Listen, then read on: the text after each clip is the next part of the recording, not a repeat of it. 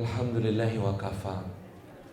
Wassalatu wassalamu ala rasulil mujtaba Sayyidina wa habibina wa syafi'ina wa maulana Muhammadin al-Mustafa wa ala alihi wa ashabihi wa dhurriyyatihi wa kulli man ittaba'al huda. Asyhadu an la ilaha illallah wahdahu la syarika lah wa asyhadu anna Muhammadan abduhu wa rasuluhu la nabiyya wa la rasula ba'dah. Thumma uhayyikum bitahiyyatil islamiyyah, tahiyyatin thayyibatin mubarakah, tahiyyatun min indillahi, tahiyyati ahlil jannah. Assalamu alaikum warahmatullahi wabarakatuh.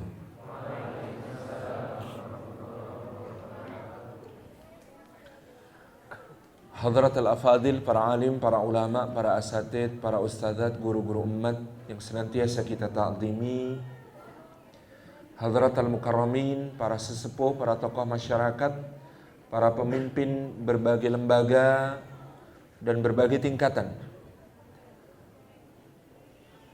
Hadirin hadirat semuanya, ikhwan dan akhwat yang dimuliakan Allah rahimani wa rahimakumullah. Puji syukur kehadirat Allah Subhanahu wa taala yang menghimpun kita di sebaik-baik waktu, bulannya bulan haram, satu di antara 4 bulan haram yang mulia, Rajab, dihimpun di tempat yang paling mulia di atas bumi, masjidnya Allah Subhanahu wa taala, di bawah namanya yang begitu indah, Al-Latif, yang penuh kelembutan, dihimpun dalam majelis ilmu. Mudah-mudahan setiap langkah yang kita tempuh menuju ke tempat ini, tiap tapaknya menggugurkan dosa-dosa kita, meninggikan derajat kita di sisi Allah Subhanahu wa taala, dan menjadi pemudah jalan kita semua menuju ke surga. Dan duduk kita semua semoga termasuk dalam sabda Rasulullah sallallahu alaihi wasallam, majtama'a qaumun fi baitin min buyutillah yatluna kitaballah wa yatadarasunahu bainahum illa ghasyiyatuhumur rahmah wa haffathumul malaikah wa nazalat alaihimus sakinah wa dzakarahumullahu fi man 'indah. Rawahu Muslim wa sahih. Tidak berhimpun satu kaum di satu rumah di antara rumah-rumah Allah, di dalamnya mereka membaca kitab Allah dan mengkaji isinya di antara mereka, melainkan keadaan mereka itu dicurah-curahi rahmat Allah, dinaungi sayap-sayap malaikat Allah, diturunkan sakinah ke dalam hati mereka, dan disebut-sebut nama mereka semua dengan bangga pada makhluk-makhluk mulia yang ada di sisinya. Ikhwan dan akhwat yang dimuliakan oleh Allah Subhanahu wa taala, Allah pernah menawarkan amanah untuk menghamba kepadanya sekaligus menjadi khalifah mengelola buminya. Amanah itu ditawarkan kepada langit, kepada gunung,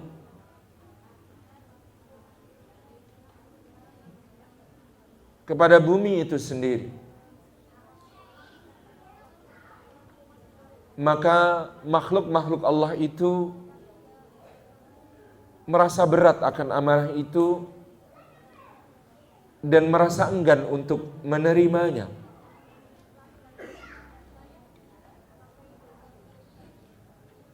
Wahmalahal insan, tapi manusia menyanggupi amanah itu.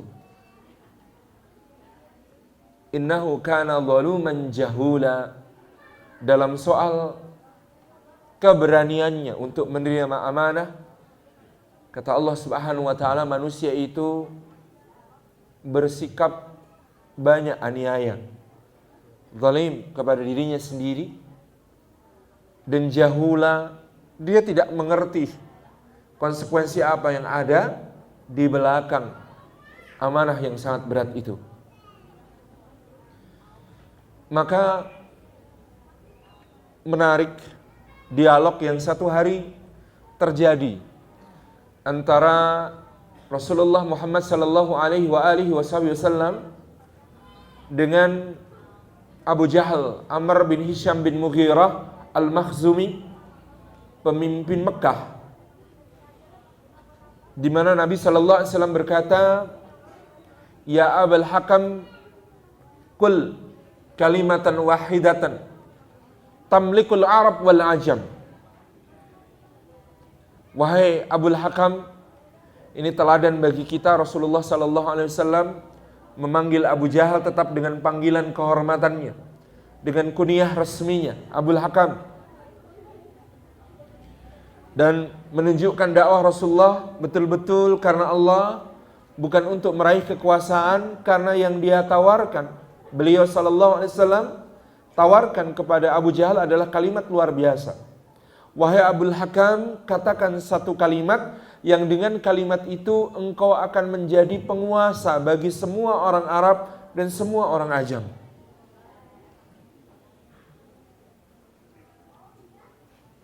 Abu Jahal tertarik sekali.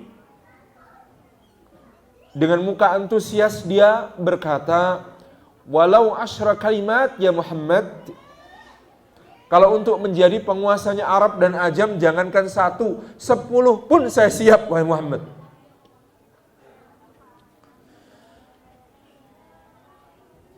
Faqala Nabi sallallahu alaihi wasallam, "Qul la ilaha illallah Muhammadur Rasulullah tamlikul Arab wal Ajam."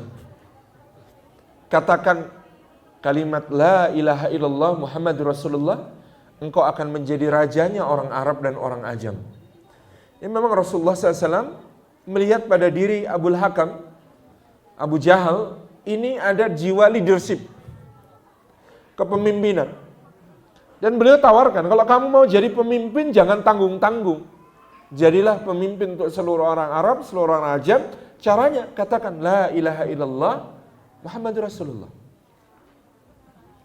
Mendengar itu, Abu Jahal menyeringai dan kemudian berkata, "Tilkal kalimah yabghuduhal muluk." Kalau kalimat yang itu, maka raja-raja pasti membencinya. Perhatikan pelajaran ini. Seorang Abu Jahal ditawari untuk menjadi penguasa Arab dan Ajam dengan mengucapkan kalimat luar biasa, la ilaha illallah Muhammadur Rasulullah. Tetapi Abu Jahal ternyata orang cerdas, dia tahu konsekuensi kalimat itu. Menjadi seorang raja bagi semua Arab dan Ajam, tetapi dengan ikatan kalimat la ilaha illallah Muhammadur Rasulullah, maka artinya dia akan terikat pada 3 tanggung jawab. Pertama, memimpin dengan bertanggung jawab kepada Allah, dan memimpin harus dengan cara yang ditentukan Allah. Kedua, dia harus memimpin dengan bimbingan Muhammad sallallahu alaihi wasallam Rasulullah, serta nilai-nilai yang ditegakkannya dalam sunnahnya. Dan yang ketiga, dia menjadi pemimpin akan bertanggung jawab atas seluruh yang dipimpinnya per individu, semua menjadi punya wewenang untuk menggugatnya. Menjadi pemimpin seperti ini, bertambah tanggung jawabnya, berkurang hak-haknya, bertambah kewajibannya, berkurang kesenangannya. Kalau kalimatnya la ilaha illallah Muhammadur Rasulullah. Maka Ibnu Khaldun rahimahullah ta'ala dalam kitabnya Muqaddimah aja satu kitab sendiri gitu. Bagaimana isi dan khotimahnya. Dalam Muqaddimahnya mengatakan tidak mungkin berhimpun dalam satu hati, satu qalb, satu jantung manusia pemahaman yang benar tentang tauhid dan ambisi untuk berkuasa, tidak akan berhimpun. Abu Jahal punya ambisi berkuasa, maka dia tidak mungkin bisa menerima kalimat tauhid la ilaha illallah Muhammadur Rasulullah. Karena setiap orang yang memahami dengan benar hakikat la ilaha illallah Muhammad Rasulullah, harusnya sebaliknya, dia tidak akan pernah berambisi untuk menjadi penguasa. Karena dia tahu konsekuensinya. Mimpin harus dengan caranya Allah, tanggung jawabnya kepada Allah, pakai sunnah Rasulullah. Karena Rasul akan menjadi saksi atasnya. Dan kelak setiap orang yang dia pimpin menjadi berhak untuk menggugatnya di hadapan Allah Subhanahu wa taala. Maka kalau pemahaman kita benar, seharusnya kita tidak punya ambisi untuk menjadi Presiden Republik Indonesia. 260 juta orang siap berbaris di hadapan pengadilan Allah untuk masing-masingnya mengajukan gugatan. Bisa dibayangkan, kalau orang-orang yang tanggung jawabnya kecil, level kepemimpinannya kecil, hisabnya cepat selesai, masuk surga bersegera. Ini yang namanya pemimpin Indonesia. Kalaupun masuk surga, nunggu digugat 260 juta orang dulu. Itu kan selisihnya jadi beribu-ribu tahun. Udah pada masuk surga? Belum. Kamu masih ada yang menggugat. Itu kalau masuk surga. Repotnya lagi, setiap penggugat punya hak untuk mengambil pahala amal saleh. Kalau pahala amal saleh habis, penggugat berhak untuk melimpahkan dosanya. Sudah pengadilannya lama, akhirnya masuk neraka, repot. Na'udzubillahi min dzalik. Sudah ya, jangan ada yang berambisi jadi presiden Indonesia ya. Saya juga tidak berambisi jadi presiden Indonesia. Cita-citanya cuma jadi perdana menteri. Kan nggak ada. Ya kalau sudah tiba waktunya kan diadakan gitu. Dulu kita punya banyak perdana menteri kan gitu. Perdana Menteri Muhammad Hatta, Perdana Menteri Syahrir, Perdana Menteri Muhammad Nasir, Perdana Menteri Burhanuddin Harahap. Tapi ya kalau bisa nggak usah jadi. Jadi sultan mah bebas kan gitu. Baik, teman-teman yang disayang oleh Allah Subhanahu wa taala. Jadi ini saya ingin menggambarkan betapa insan yang memahami kalimat la ilaha illallah Muhammadur Rasulullah memandangnya sebagai sesuatu yang sangat besar. Dan kita bangga dengan kalimat itu, syiar itu, la ilaha illallah Muhammadur Rasulullah. Nuh alaihi salam pernah berwasiat kepada putranya. Dalam hadis yang diriwayatkan oleh Imam At-Tabarani dan Imam Al-Baihaqi, seperti diteliti dan disahihkan oleh Al-Albani dalam Silsilatu Al-Ahadits As-Sahihah, wasiatnya Nuh itu, ya bunayya, wahai anakku, aku punya dua wasiat. Dua wasiatku itu adalah la ilaha illallah dan subhanallah wa bihamdi.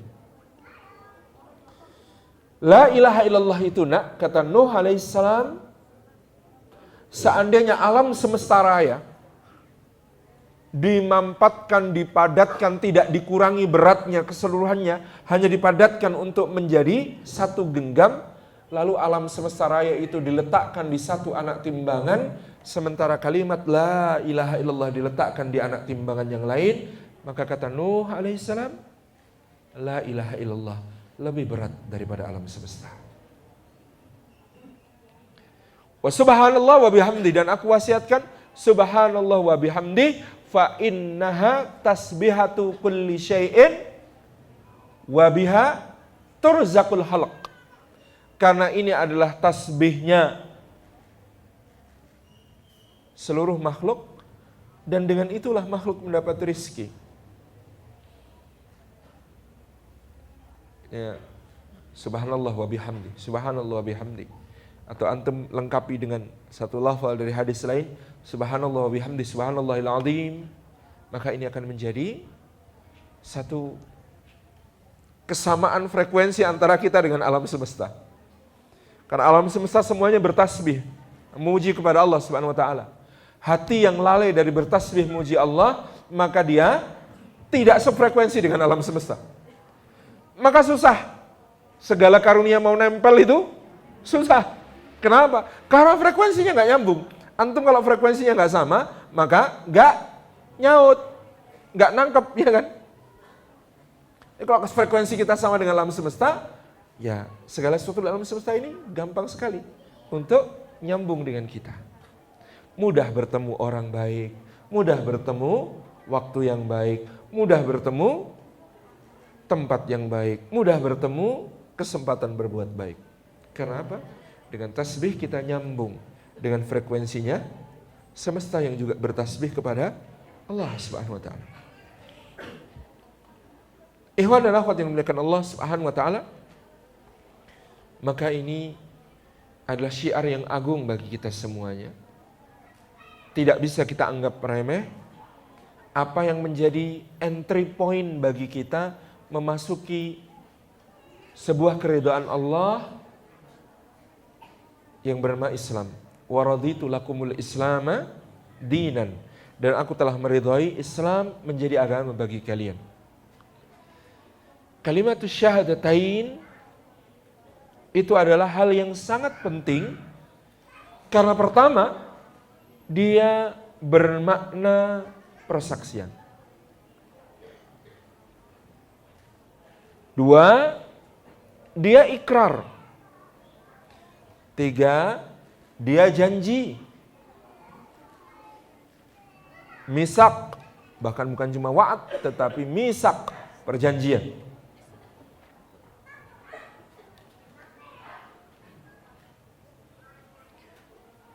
Dan yang berikutnya,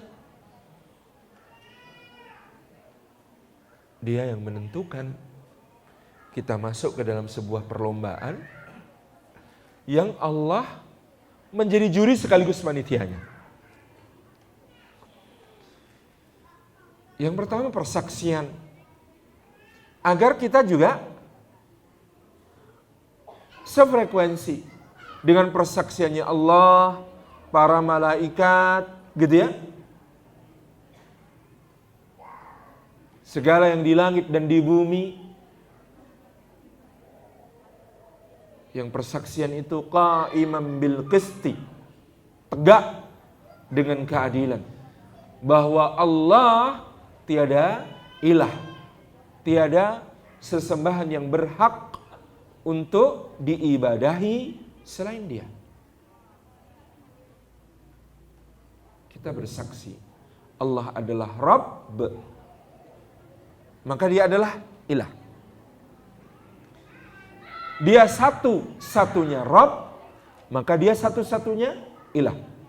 Inilah makna dari Siratul Mustaqim yang disebutkan oleh Sayyidina Isa alaihissalam baik di surah Ali Imran maupun di surah Maryam. Apa kalimatnya?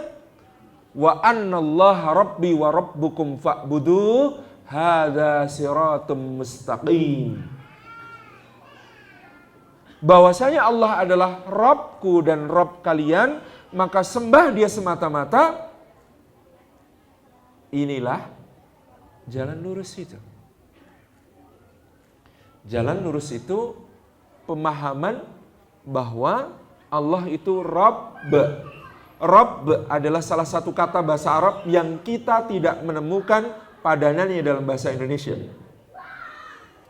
Karena Rabb itu maknanya Khaliq, Malik, Mudabbir, Razzaq. Yang namanya Rabb itu maknanya Khaliq, pencipta, Malik, penguasa, Razzaq, pemberi rizki, Mudabbir, pengatur segala urusan. Dan karena itu Dia satu-satunya ilah. Karena kalau Rabb tidak dijadikan ilah, maka namanya inna syirka la dzulmun adzim. Sesungguhnya kesyirikan itu kezaliman yang besar. Jadi dia syahadah, persaksian. Yang kedua, ikhwati fillah rahimakumullah,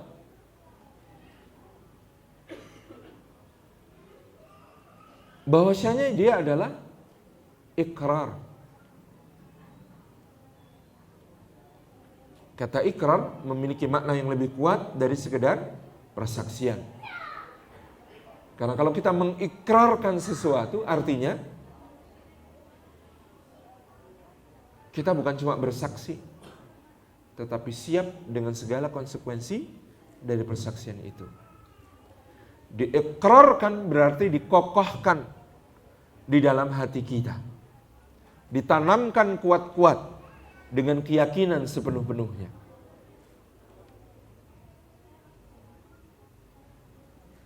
Yang ketiga, dia adalah janji dan sekaligus perjanjian antara kita dengan Allah Subhanahu wa taala. Seperti diceritakan oleh seorang sahabat yang mendengar Nabi sallallahu alaihi wasallam bersabda, "Jagalah haknya Allah atas hambanya, maka Allah akan menjaga hak hamba atasnya." Apakah itu haknya Allah atas hamba? Dan apakah itu haknya hamba atas Allah? Haknya Allah atas hamba adalah untuk diibadahi tanpa dipersekutukan dengan apapun jua. Haknya hamba atas Allah adalah untuk dipenuhi rizkinya, ditolong ketika meminta tolong, diampuni ketika memohon ampunan, dirahmati ketika memohon rahmatnya, dan diijabah doa-doanya.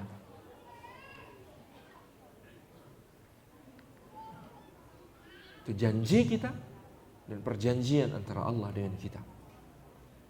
Yang berikutnya, dia adalah entry point kita pada satu musabaqah. Karena Allah Subhanahu wa taala mengatakan, "Alladzi khalaqal mauta wal hayata liyabluwakum ayyukum ahsanu amala wa huwal azizul ghafur." Dialah Allah yang menciptakan kematian dan kehidupan. Ada tafsir yang menarik. Apa yang dimaksud kematian? Dunia. Apa yang dimaksud kehidupan? Akhirat. Dunia ini hakikatnya adalah kematian. Kenapa? Karena antum semua sudah divonis mati. Cuma eksekusinya yang belum tahu kapan terjadi. Sama kan dengan terdakwa dan terpidana mati itu kan. Mereka juga nggak tahu eksekusinya kapan kan. Sama dengan kita. Cuma aja mereka tinggal di penjara, kita di penjara juga, namanya dunia. Kan dunia ini penjaranya orang mukmin, surganya orang kafir gitu kan. Meskipun makna ini penting untuk difahamkan. Sehari Al-Imam Ibnu Hajar Al-Asqalani itu di Mesir itu, dinasnya sebagai qadhi itu pakai kereta kencana, bagus banget. Dia dihadang sama seorang Yahudi. Yahudinya kerjaannya penjual ter. Tahu ter?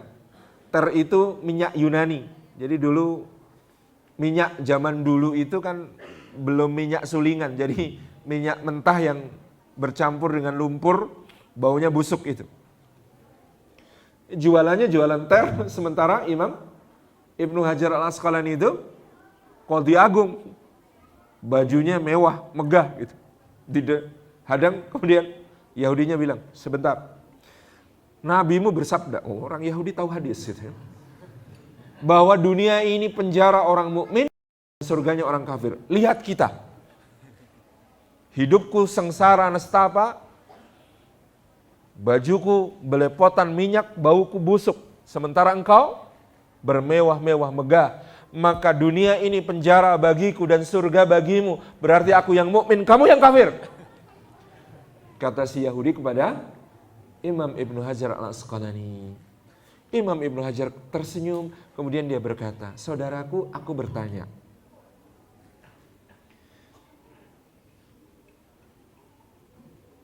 menurutmu apa yang kunikmati di dunia ini, kalau dibandingkan yang kunikmati nanti di surga, maka enak mana? Enak surga atau enak yang sedang kunikmati di dunia? Meskipun aku pejabat, megah, mewah, hidupku nyaman. Enak mana? Enak yang di surga atau enak ini? Kata Yahudi itu, ya enak nanti di surga. Betul, maka dunia ini penjara bagiku. Karena nanti di surga aku lebih bebas dari sekarang. Aku lebih enak dari sekarang. Maka ini penjara, saudaraku. Terus aku bertanya kepadamu, kalau engkau nanti masuk neraka, maka yang akan engkau alami di neraka lebih ngeri mana dibanding yang kau alami sekarang? Iya, ngeri nanti kalau masuk neraka. Maka dunia ini surga bagimu. Meskipun kamu susah, menderita, badanmu bau busuk kayak begini, tapi ini jauh lebih enak daripada kalau engkau masuk neraka. Jadi kamu sedang di surga, aku sedang di penjara. Ngerti? Garuk-garuk gitu ya. Tapi memang ya, bulian ulama sama bulian kita beda. Kalau orang Yahudi kita yang membuli, tambah menjauh dari kebenaran. Tapi kalau ulama membuli, bulinya itu pakai doa.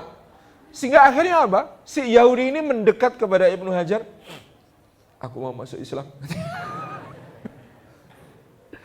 Oleh Imam Ibnu Hajar dipeluk langsung tanpa peduli bajunya kotor. Peluk saudaraku, ucapkan kalimat syahadat. Asyhadu an la ilaha illallah wa asyhadu anna Muhammadar Rasulullah. Lalu Yahudi ini menjadi murid kesayangannya Ibnu Hajar Al-Asqalani. Ya antum harus belajar ya. Bully aja jadi hidayah. Lah iya, di neraka ini tuh kan bully. Tapi jadi hidayah. Beda memang ulama gitu ya. Bulinya pun pakai doa. Tabarak rahmat. Jadi pemahamannya penting ya ini. Kita sedang di penjara dan sudah divonis mati. Clear? Clear. Maka tafsirnya alladzi khalaqal mauta wal hayata. Kenapa mauta dulu? Karena dunia dulu baru akhirat kan? Maka mauta itu artinya dunia, hayata itu artinya akhirat. Maka kalau sadar tentang ini, hakikat sejati kehidupan kita adalah kehidupan akhirat. Tapi mukmin itu di dunia statusnya apa? Mampir. Tapi mukmin itu sebaik-baiknya orang mampir. Mampir itu baik orangnya, meninggalkan pun kebaikan. Kita musafir di dunia. Makanya jadilah di dunia kata Nabi SAW seperti orang asing atau abiri sabil. Ghariban au abiri sabil. Menjadi seperti orang asing atau penyeberang jalan. Orang asing itu apa sifatnya? Ya orang asing itu waspada, hati-hati gitu ya. Gak sembarangan, gak cari masalah gitu. Itu orang asing. Kalau orang daerah situ, cari masalah juga dia tahu dia punya backing. Karena bukan musafir. Kalau di Jawa Timur, kalau bikin masalah tapi orang situ apa? Istilahnya, cake ini kok. Anak sini kok. Gitu kan. Aman. Kalau orang asing, hati-hati. Jangan cari masalah. Gitu ya. Perhatikan tanda-tanda, perhatikan rambu-rambu. Sering bertanya kepada yang lebih mengerti. Itu namanya orang asing. Abiri sabil. Penyeberang jalan. Apa penyeberang jalan sifatnya? Tengok kanan, tengok kiri, hati-hati, jangan ketabrak. Melangkah yang hati-hati juga. Mukmin begitu. Satu saat ada orang, dia safar ke satu negeri, ikut sholat Jumat. Dia simak khutbahnya imamnya. Wah, khutbahnya menggugah sekali. Selesai dia pengen kenalan sama imamnya. Sama imamnya kemudian diajak ke rumahnya. Sampai di rumahnya. Dia tanya, gak ada perabotan, gak ada apa. Ya imam, di manakah perabotanmu? Imamnya tanya balik, wahai anakku, di mana pula perabotanmu? Saya kan cuma musafir.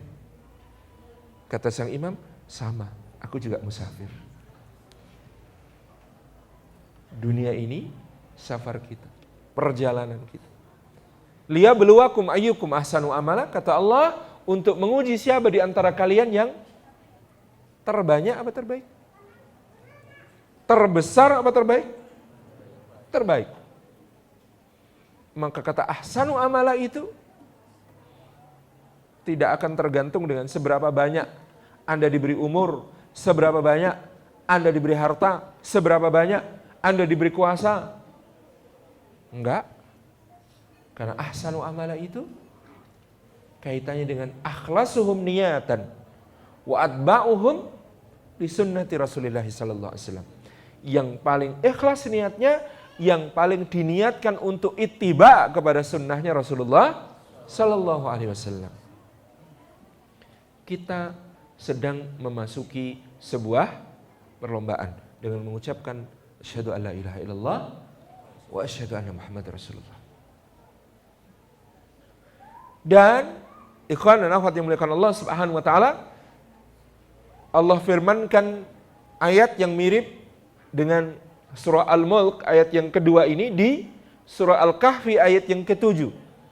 Inna ja'alna ma 'alal ardi zinatan laha linabluwahum ayyuhum ahsanu amala. Kalau tadi dimensinya waktu, yang di suratul Kahfi dimensinya ruang. Sesungguhnya kami jadikan segala sesuatu yang ada di atas bumi sebagai hiasan baginya untuk menguji siapa di antara mereka manusia yang terbaik amalnya. Jadi waktu, ruang adalah saksi kelak di hadapan Allah akan siapa yang terbaik amalnya di antara kita. Tapi bagaimana supaya amal kita terbaik?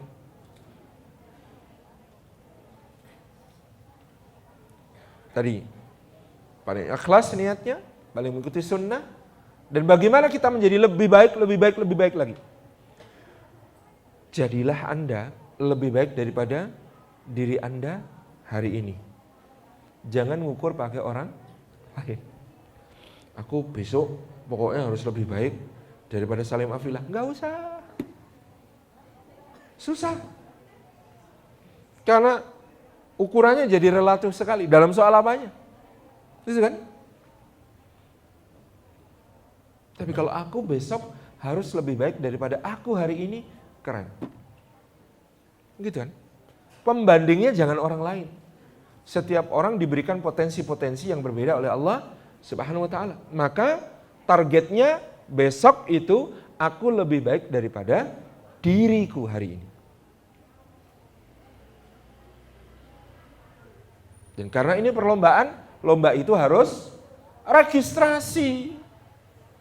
Kalau ada lomba lari keliling Jalan Saninten, misalnya, panitia sudah membuka pendaftaran, yang daftar dapat kaos, nomor dada, nomor punggung, lalu semua berbaris rapi di garis start, ditiup peluit, mulai lari. Saya nggak daftar, tiba-tiba sudah datang di situ dari Jogja, belum daftar, langsung ikut lari. Qadarullah misalnya larinya paling cepat, sampai finish paling duluan. Kalau Anda jadi panitia, saya dikasih hadiah nggak? Kenapa? Diskualifikasi ya, nggak daftar. Di dunia ini, kita ketemu ada orang-orang yang hebat sekali dalam berlomba, sayangnya tidak mendaftar. Saya itu pernah mata bercucuran itu nonton videografi tentang Agnes Gonza Bojaksiu. Kenal nggak? Itu nama kecilnya, nama ketika dewasa adalah Bunda Teresa. Orang dari Skopje, Albania, kemudian mengabdinya di India sejak umur 18 tahun. Itu saya nangis karena saya merasa, apa saya bisa melakukan seperti yang beliau lakukan? Jalan di tempat sampah nemukan orang berpenyakit kusta. Oleh orang India, orang kena penyakit kusta itu dianggap kutukan dewa. Sehingga dia diletakkan di dekat tempat sampah, dia hanya makan dari sisa-sisa sampah. Oleh Ibu Teresa, digendong, bawa pulang ke rumah kontrakannya, dimandikan, dibersihkan luka-lukanya, diobati sampai sembuh. Kalau makan disuapin, segala kebutuhannya dilayanin, diajari keterampilan, sampai akhirnya mandiri. Siapa yang bisa seperti itu? Dahsyat orang ini. Tapi saya lebih menitikkan air mata ketika beli memoarnya beliau yang dibukukan, diterbitkan. Itu buku catatan harian. Anda tahu halaman terakhir catatan hariannya Bunda Teresa isinya apa? Isinya sebuah curahan hati. Tuhan, di mana Engkau? Kau perintahkan aku untuk mencarimu di antara orang-orang yang lemah, terbuang, miskin dan susah. Aku di sana menantimu berpuluh tahun, tapi Engkau tidak pernah datang padaku. Bayangkan. Serem gak? Seperti itu. Sayyidina Umar bin Khattab perjalanan menuju kota Baitul Maqdis, lewat di sebuah biara, lihat seorang biara nangis terseduh-seduh di depan patung Yesus. Beliau ikut nangis dan berkata, membaca surah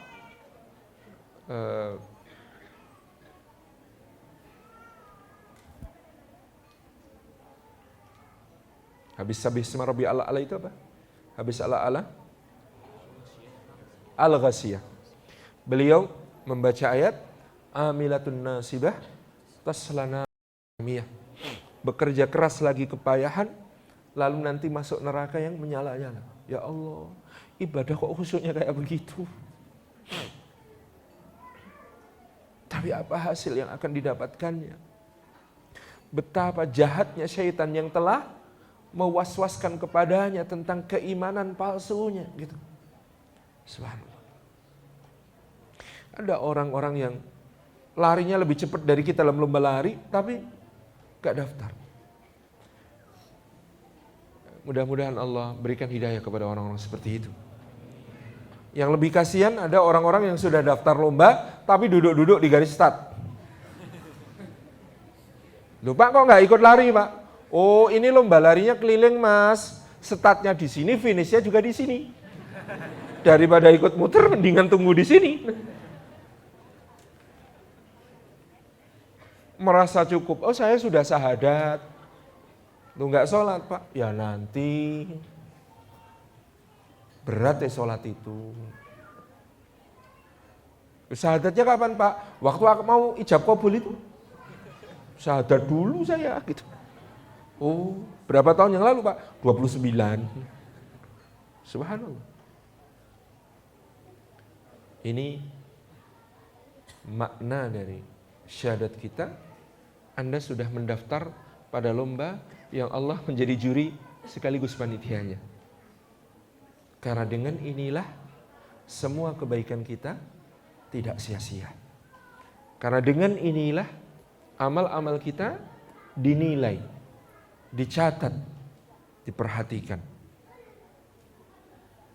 Rekan-rekan yang disayang Allah Subhanahu wa taala, dalam kalimat la ilaha illallah terdapat an-nafyu, penafian pada segala sesuatu selainnya, dan ada al-itsbat, ada penetapan terhadap hanya satu yang berhak diibadahi, yaitu Allah.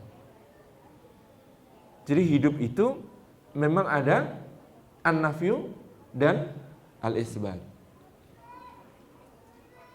Kayaknya saya dulu bilang sama teman-teman ITJ itu baru an-nafyu, belum al-itsbat. Indonesia tanpa jil, terus pakai apa? Gitu pertanyaannya. Kalau tanpa jil terus pakai apa? Itu an-nafyu. Al-itsbatnya mana? Sama Anda menikah, nanti ada an-nafyu, ada al-itsbat. No kepada selain istri, yes untuk istri, kan itu.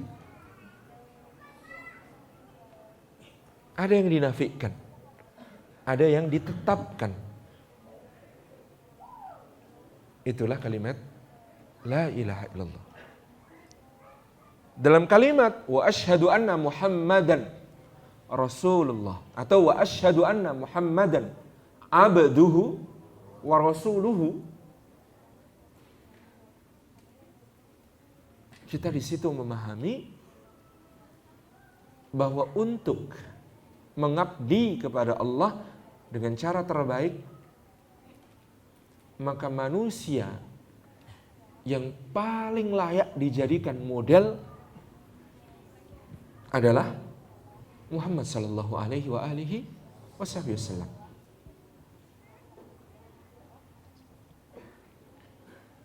Nah, di dalam asyhadu an la ilaha illallah, syahadat tauhid,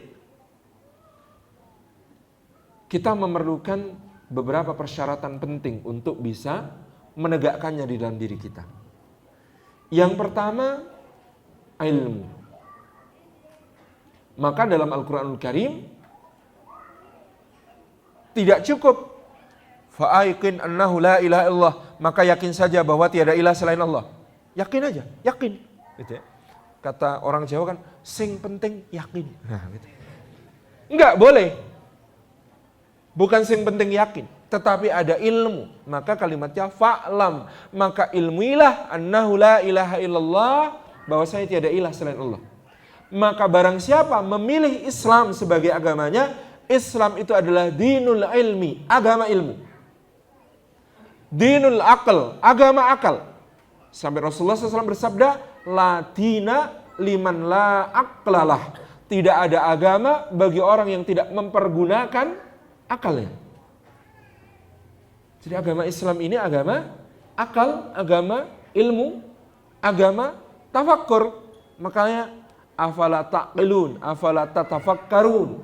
Ini menjadi seruan yang sering diulang-ulang oleh Allah di dalam Al-Quran. Apa itu al-ilmu?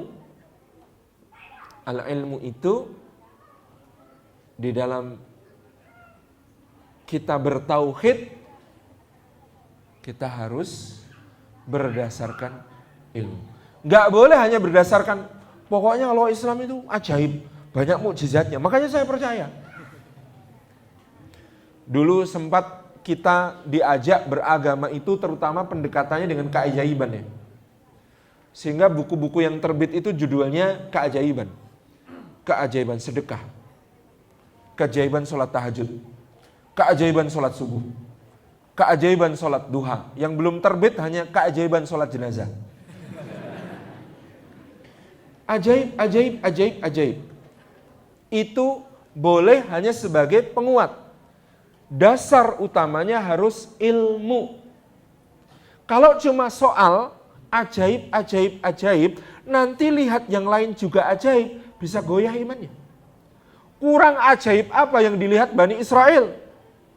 Lihat tangan bercahaya, lihat tongkat jadi ular, lihat tukang sihir dikalahkan, gitu kan?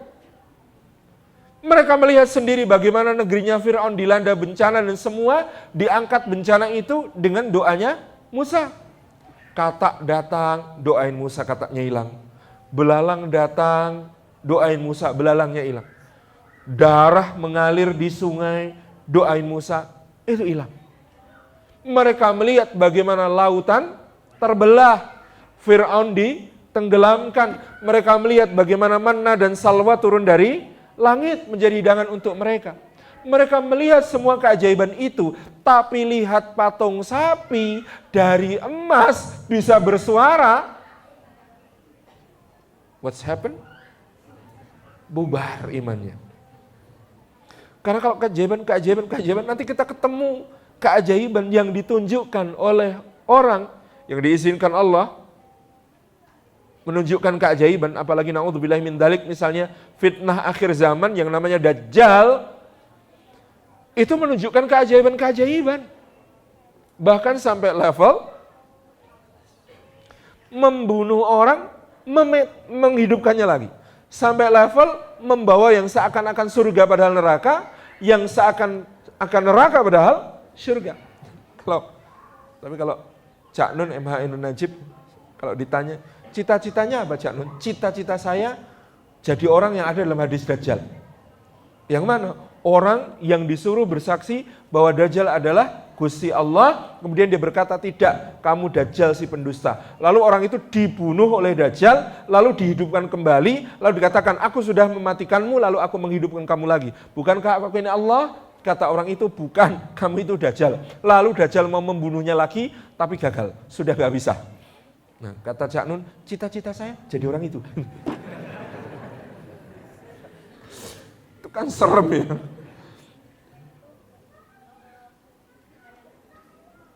Tabaraka rahman. Ini penting. Jadi makanya berdasarkan ilmu. Al-ilmu yunafil jahl.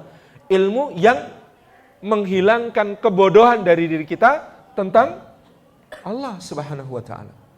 Tentang keesaan Allah Subhanahu wa taala. Ilmu tauhid, ilmu memahami keesaan Allah itu dasar dari keimanan kita. Menafikan kebodohan kita. Maka dulu para ulama itu banyak memberikan renungan-renungan tentang tauhid. Ada seorang zindiq. Zindiq itu mirip-mirip ateis. Datang kepada Imam Abu Hanifah. Tunjukkan bukti wahai Abu Hanifah bahwa ada Tuhan. Mana? Aku tidak melihat. Aku tidak mendengar suaranya. Abu Hanifah berkata, sebentar, aku sedang merenungkan hal yang lain. Apa yang kau renungkan? Kata Imam Abu Hanifah, aku itu baru dapat cerita bahwa ada sebuah kapal berlayar di tengah badai yang sangat dahsyat, gelombang begitu tinggi mengaduk-aduk lautan, dan kapal itu tanpa nakoda. Tetapi luar biasanya, kapal itu sampai ke pelabuhan tujuan tanpa kurang suatu apa. Kata orang zindik, orang ateis ini, mana mungkin kapal tanpa nakoda kok selamat dari badai dan sampai ke tujuan dengan selamat, gak belok arah. Mana mungkin? Kamu heran dengan cerita itu? Iyalah, kata Imam Abu Hanifah, aku lebih heran lagi pada orang yang melihat alam semesta, bintang-bintang, matahari, rembulan, diatur sedemikian rupa, beredar begitu indah di langit sana, dan bumi beserta seluruh pengaturannya, tetapi dia tidak percaya bahwa ada yang mengaturnya. Jelek.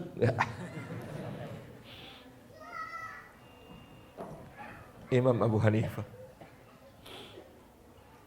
Imam Malik berkata, jejak unta menunjukkan ada unta yang lewat. Jejak unta, iya kan?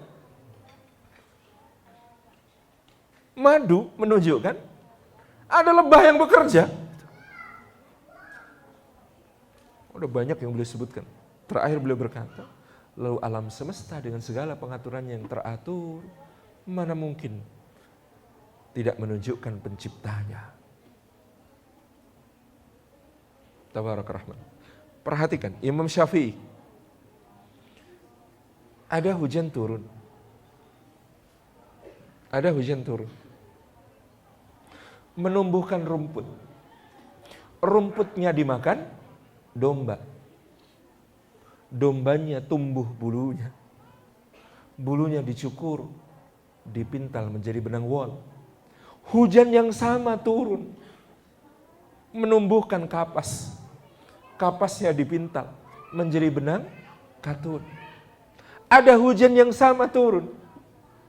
Menumbuhkan pohon murbai. Daunnya dimakan ulat. Ulatnya ulat sutra. Dia berkepompong, kepopongnya dipintal menjadi benang sutra. Ada hujan turun. Diminum oleh unta. Unta diperah susunya. Ada hujan turun. Dimakan oleh lembu. Lembu disembelih.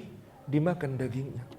Semuanya dari hujan yang diturunkan lalu berubah menjadi berbeda-beda. Itu semua diatur oleh penciptanya. Imam Ahmad bin Hanbal mengatakan ada benteng yang sangat kokoh. Kalau dia pecah dari luar, maka berakhir sebuah kehidupan. Tapi kalau dia dipecah dari dalam, bermula sebuah kehidupan. Benteng itu bernama telur. Iya kan? Telur kalau pecahnya dari luar, berakhir kehidupan. Tapi kalau pecahnya dari dalam, bermula sebuah kehidupan. Penting untuk mengilmui ketiada ilah selain Allah. Baca novelnya Dan Brown, Origin. Jadi di novelnya Dan Brown yang Origin itu, antum ingat gak percobaan Miller and Urey? Waduh, gak ingat pelajaran biologi zaman SMA. Masa gak ada? Jangan-jangan pendidikan zaman saya lebih berkualitas ya. Percobaan Stanley Miller dan Harold Urey itu, mereka mensimulasikan bumi purba. Itu pakai gitu ya, berbagai bahan yang mereka anggap seperti keadaan bumi sebelum adanya makhluk hidup. Kemudian ditembak pakai listrik, pakai apa, dengan asumsi itu seperti kejadian bumi di awal, itu ya, suhunya, unsur-unsurnya, hidrogennya, tekanannya, kemudian petir-petirnya itu sama, diasumsikan begitu. Kemudian mereka mengasumsikan kalau ini berhasil maka akan ditemukan asam amino yang akan menjadi asal muasal makhluk hidup. Percobaannya gagal apa berhasil? Enggak muncul asam amino. Tapi menurut novel Origin, percobaan tahun 1953 itu bisa disimulasikan pakai software. Apa problemnya? Dulu waktunya kurang lama. Percobaannya kan cuma sebentar itu. Padahal yang terjadi di bumi mungkin ribuan tahun baru muncul asam amino. Maka dia pakai software, dia simulasikan hasil percobaan Miller dan Urey itu, lalu dia mengatakan saya berhasil menemukan bahwa setelah sekian ribu tahun, maka memang muncul asam amino. Dari situ muncul makhluk bersel satu, lalu kemudian berkembang, evolusi, sampai menjadi manusia, modern seperti itu. Dan manusia ini terus berevolusi. Lama-lama nanti apa? Kita ini bionik. Kan sekarang kita masih mengandalkan gadget ini dipegang. Kan sekarang tinggal soal waktu dan keekonomiannya masuk, harganya masuk. Maka gadget kita ini akan ditanam di badan. Bisa nggak perlu layar LCD. Tinggal pencet bagian sini, muncul di depan mata kita layarnya. Itu soal waktu aja. Keypad di sini. Gitu kan? Udah. Jadi menurut dia inilah evolusi berikutnya manusia, dia akan menjadi diimplan dengan berbagai macam teknologi. Maka manusia superpower itu hanya tinggal soal waktu. Karena dia bisa diimplan dengan berbagai macam hal. Pertanyaannya, valid ya itu? Simulasinya itu valid ya? Akhirnya, bagus cara Dan Brown menunjukkan keyakinan orang bahwa ada pencipta. Antum tahu nggak bedanya antara pola dengan kode? Pola itu antum bisa mengasumsikan pola nggak ada yang menciptakan karena muncul di mana-mana. Ada pola ini, pola geometris, pola ini, pola itu, pola itu. Oke lah, Anda seingkar-ingkarnya mengatakan oh pola itu ya muncul gitu aja. Pola pada bunga, pola pada buah, pola pada ini muncul. Tapi ada yang namanya kode. Kode itu dibuat dengan sengaja atau muncul begitu saja? Dibuat dengan sengaja. Antar satu orang dengan orang lain itu ada, misalnya institusi punya kode. Misalnya tentara satu sama lain dihubungkan dengan kode. Huruf itu kode, sehingga kita semuanya memahami dengan cara yang sama. Itu kode. Pemrograman komputer disebut coding. Berarti itu pengkodean. Pertanyaannya, DNA kita, kode apa pola? DNA kita, kode apa pola? Kode. Karena dengan DNA itu diprogram, dari sel yang satu, ada yang tumbuh ke atas, jadi kepala, ada rambutnya. Ada yang tumbuh ke bawah, jadi kaki, ada jarinya, ada yang tumbuh ke samping, jari tangan, ada kukunya gitu. Ada yang tumbuh di tengah, jadi jantung, jadi paru-paru, padahal asalnya satu. Itu kode, bukan pola. Kalau kode, siapa yang mengkode? Siapa yang coding? Sehingga kemudian DNA kita ini menjadi kode yang ditaati seluruh tubuh kita. Membawa pesan-pesan antar generasi turun-temurun, dia punya sifat-sifat yang serupa karena komposisi yang serupa. Keren ya? Kode. Jadi kalau jawab orang-orang modern yang ateis, kamu percaya nggak kalau kode itu ada yang bikin? Iyalah, namanya juga kode. Kode-kodean, gitu. Beda lagi. Kayak ini ilmu. Kita kalau jawab itu ala ilmin. Agama kita ini basicnya ilmu, ilmiah. Misalnya ketika Quran itu ditentang oleh orang Quraisy dengan mengatakan kalau kita nanti sudah jadi tulang belulang, bagaimana mungkin kita akan dibangkitkan kembali untuk mempertanggungjawabkan perbuatan kita? Apa jawaban Quran? Simple, lu kamu dulu tuh nggak ada, sekarang ada. Lu kalau besok ada sisanya berupa tulang, gampang dong dibikin lagi. Wong dari tidak ada aja bisa jadi ada. Kalau ada sisanya lebih gampang dibikin lagi. Clear? Agama kita ini ilmu. Bukan sekedar yang ajaib-ajaib. Kayak ada seorang wanita menghadap Nabi SAW. Ya Rasulullah, saya ini sakit. Sakitnya apa? Saya mungkin kayak epilepsi ya. Itu suka kejang-kejang, mendadak, dan di muka umum. Sampai terbuka aurat saya ya Rasulullah. Malu ya Rasulullah. Doakan toh ya Rasulullah biar saya sembuh.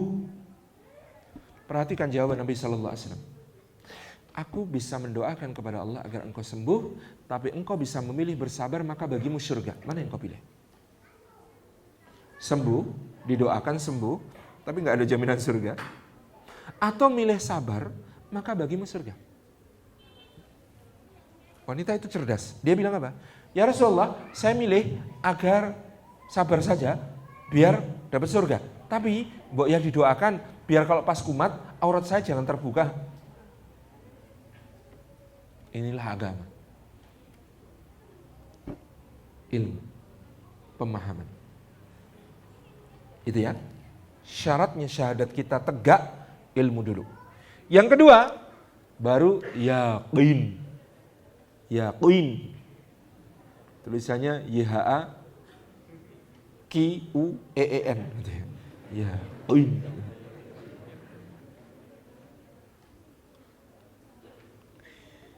Apa itu yakin?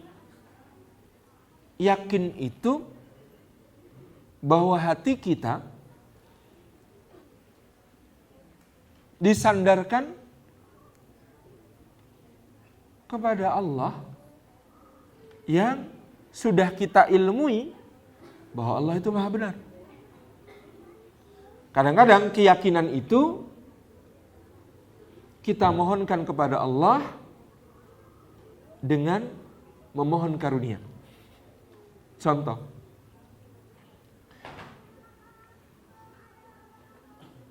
Ibrahim berkata kepada Rabbnya Jalla Jalaluh, Rabbi arini kaifa tuhyil mauta. Ya Allah, perlihatkan kepadaku bagaimana engkau hidupkan yang mati. Apa jawab Allah? Awalam tu'min? Lah Ibrahim, apa kamu tidak percaya? Qala bala, kata Ibrahim, saya percaya ya Allah, saya yakin. Walakin liyatma'inna qalbi, tetapi supaya hati saya menjadi tentram, tunjukkan ya Allah. Boleh begitu? Boleh. Ya Allah, saya yakin engkau maha pemberi rizki, engkau maha dermawan, semua yang engkau berikan kepada hamba tidak akan mengurangi kekayaan kerajaanmu sedikit pun ya Allah.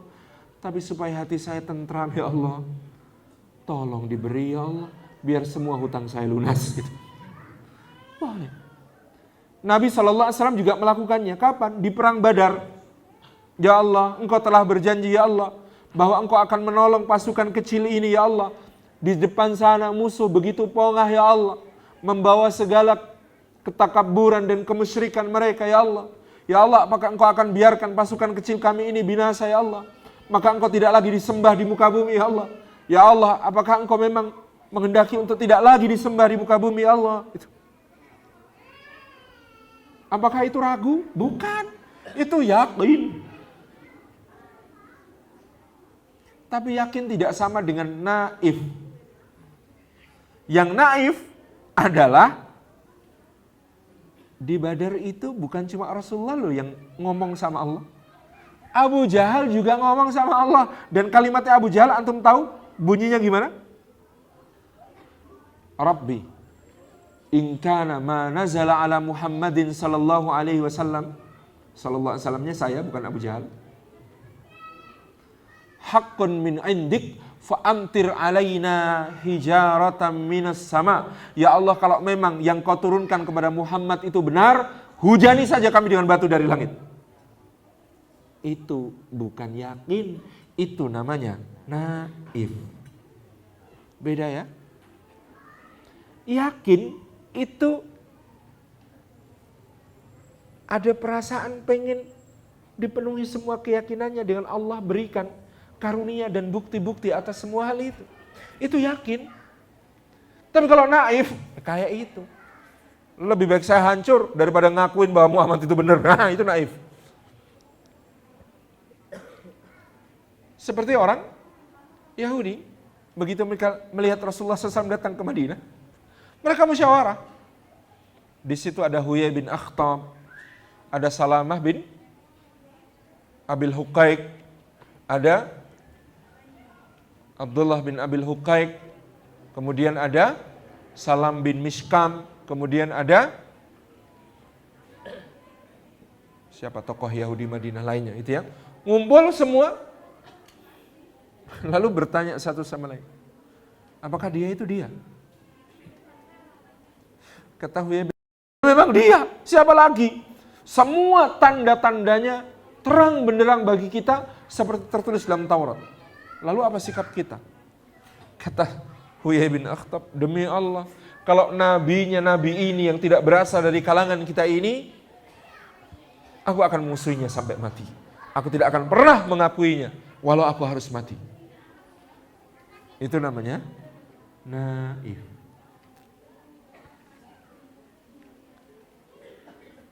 Iblis aba wastakbar wa kana minal kafirin. Dia enggan untuk melaksanakan perintah Allah bersujud kepada Adam. Dia menyombongkan diri dan dia termasuk orang-orang yang kafir. Maka apa yang menyebabkan itu? Naif, bukan yakin. Yakin itu menafikan keraguan. Al-yaqin yunafi asyak. Jangan ragu, yakin. Yang ketiga, syaratnya kita menegakkan la ilaha illallah dalam diri kita adalah qabul. Terima. Ada pilihan. Kita menerima bahwa memang tidak sesembahan yang hak selain Allah Subhanahu wa taala. Yunafi radd, menafikan penolakan.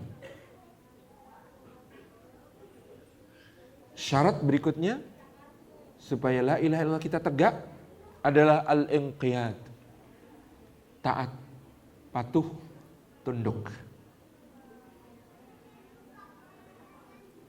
Yunafi tark, dan menafikan pembangkangan. Kalau kita mau tegak la ilaha illallah dalam diri kita, apapun perintah Allah, tunduk. Inqiyad. Yang berikutnya, yang kelima, ikhlas. Khalisatan, artinya murni. Murni itu kayak apa? Kayak susu. Nuskikum mimbutuniha mimbaini farsin wadamin labanan khalisan sa'ighal lisyaribin. Kami memberi minum kalian dari perutnya binatang ternak itu, mimbaini farsin wadamin, di antara kotoran dan darah keluar labanan khalisan, susu yang murni. Sa'ighal lisyaribin, mudah ditelan bagi peminum-peminumnya. Menarik sekali perumpamaan Allah ya. Susu murni itu gampang sekali terkontaminasi baik oleh kotoran maupun darah. Tapi murni itu harus diikhtiarkan. Ini renungan untuk yang berkarya, nulis, ceramah gitu ya. Itu kalau kecampuran niat-niat selain karena Allah, maka kayak susu kecampuran kotoran dan darah. Kalau campurannya kelihatan, mending. Ada orang dikasih susu, kelihatan ada campurannya kotoran dan darah. Apa yang terjadi? Nggak jadi minum, jijik. Sama nulis buku, menonjol-nonjolkan dirinya sendiri, membaik-baikkan dirinya sendiri. Orang kan baca mau muntah, persis dengan susu tadi kan, gitu. Bikin tulisan, ceramah. Oh kalau saya, nggak enak didengerin, betul kan? Tapi yang begitu kalah berbahaya dengan yang campuran susu dengan kotoran dan darahnya nggak kentara. Bahaya itu. Susu dicampur kotoran dan darah, dibikin milkshake. Tambahin rasa buah, stroberi. Nggak ketahuan bahwa di situ kecampuran kotoran dan darah. Apa yang terjadi? Diminum orang, jadi penyakit. Ini yang selalu jadi renungan bagi kita yang menyampaikan dakwah. Kalau kita berdakwah begini, kecampuran niat jelek, hasilnya yang mendengarkan keracunan. Kalau kita membangun kebersamaan tapi niatnya membesarkan diri kita sendiri, keracunan murid-muridnya. Rusak. Na'udzubillahi min dzalik. Itu ya. Ini evaluasi selalu. Kita ini kalau berhimpun dalam kumpulan, berdakwah, menyampaikan sesuatu kebenaran, niat itu yang harus ditalkhis terus, ditakhlis terus, ditajdid terus, diperbarui. Karena memang susah mengelola niat. Ikhlas. Yang keenam, syaratnya syahadat kita tegak itu sidq, jujur kepada Allah terutama. Siapa yang jujur kepada Allah Subhanahu wa taala, Allah akan penuhi cita-citanya, apapun itu. Cita-cita apapun, jujur sama Allah tentang cita-cita itu, Allah penuhi. Cita-cita pertama apa yang perlu kita tanamkan? Cita-cita surganya, Firdausil A'la. Ya Allah, saya minta surga. Jujur aja sama Allah, bener ya Allah, saya pengen banget sama surga. Jujur. Yang kedua, cita-cita mati. Pengen mati kayak apa? Ada seorang ikut Nabi SAW di satu perang. Kemudian dia dapat bagian ghanimah. Lalu dia bilang, apa ini ya Rasulullah? Ini ghanimah bagian kamu. Kata orang itu, enggak, saya itu perang bersama engkau bukan untuk ini. Lah untuk apa? Saya pengen berperang bersamamu, lalu saya kena anak panah di sini, mati menghadap Allah dalam keadaan seperti itu, lalu saya diridhai Allah. Apa komentar Nabi SAW? Kalau dia jujur dengan cita-citanya, Allah pasti penuhi.